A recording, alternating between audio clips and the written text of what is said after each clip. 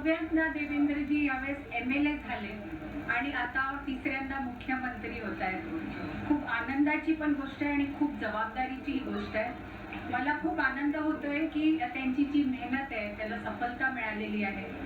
महायुती आता एकत्रित आहे आणि पुढे महाराष्ट्राच्या प्रगतीसाठी त्यांनी वाटचाल आता आजपासून चालू केलेली आहे, याचा मला खूप आनंद आहे. असं म्हटलं की संघर्षाचा काळ तुम्ही बघितलाय, त्याबद्दल काय सांगाल?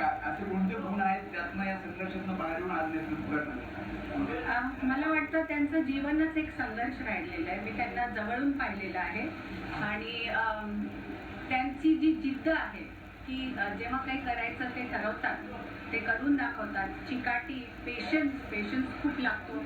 कुठेही कोणत्याही तुम्ही करिअरमध्ये असला तर त्या पेशन्समुळे आणि जिद्दी आणि चिकाटीमुळे ते आज इथे आहेत. हिंदी में बताइए, आज का दिन कितना महत्वपूर्ण है आपके लिए और महाराष्ट्र के लिए? आज बहुत ही सुंदर ऐसा दिन है. आज देवेंद्र जी छठी बार MLA बन चुके हैं और तीसरी बार मुख्यमंत्री पद उनको मिल रहा है, उसका आनंद है.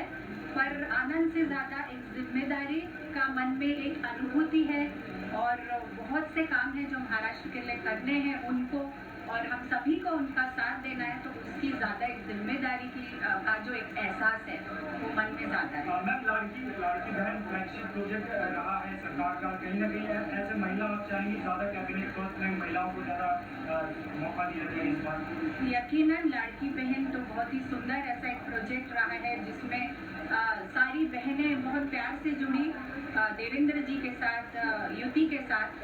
और ऐसे ही जैसे आप जानते हैं विमेन्स बिल, ताकि हमारा रिप्रेजेंटेशन ज़्यादा हो पार्लियामेंट में और पॉलिटिक्स में, वो ऑलरेडी पास हो चुका है और कुछ ही देर है कि ये पूरी तरह से इम्प्लीमेंट होगा.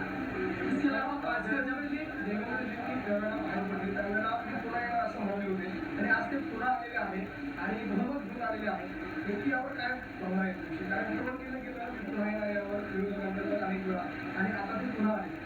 जेव्हा आपल्याला काही अचीव करायचं असतं तर ते आपल्या समोर अर्जुनासारखं फक्त आपलं टार्गेट दिसायला पाहिजे आणि पुन्हा यायचं यासाठी नाही आहे की ती गाठी पाहिजे. पुन्हा यायचं त्यांना यासाठी होतं कारण त्यांना त्याचा विश्वास होता, लोकांना विश्वास होता की ते महाराष्ट्रासाठी जे काही करू शकतील अजून कोणी करू नाही शकणार, आणि त्या विश्वासामुळे ते पुन्हा येत आहेत, याचा आनंद आहे. आलेले आहेत. 23 तारखेला जेव्हा निकाल लागला तेव्हा तुम्हाला विश्वास होता की देवेंद्र फडणवीस मुख्यमंत्री होतील?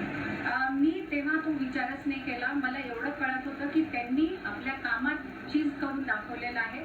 पुढे त्यांना जेही पद मिळालं असतं वरिष्ठांच्या म्हणण्यावर, ते त्याचं पण त्यांनी चीज केलं असतं. कोणतंही पद असतं तरी त्यांनी लोकसेवाच केली असते. शपथविधीनंतर काय वाटतं देवाभाऊ पहिला कोणता निर्णय घेतला? मला इतकंच माहित आहे, लोकहिताचा पहिला निर्णय राहील, ज्याच्यात लोकहित सगळ्यात प्रथम राहील, एवढं मी सांगू शकतो.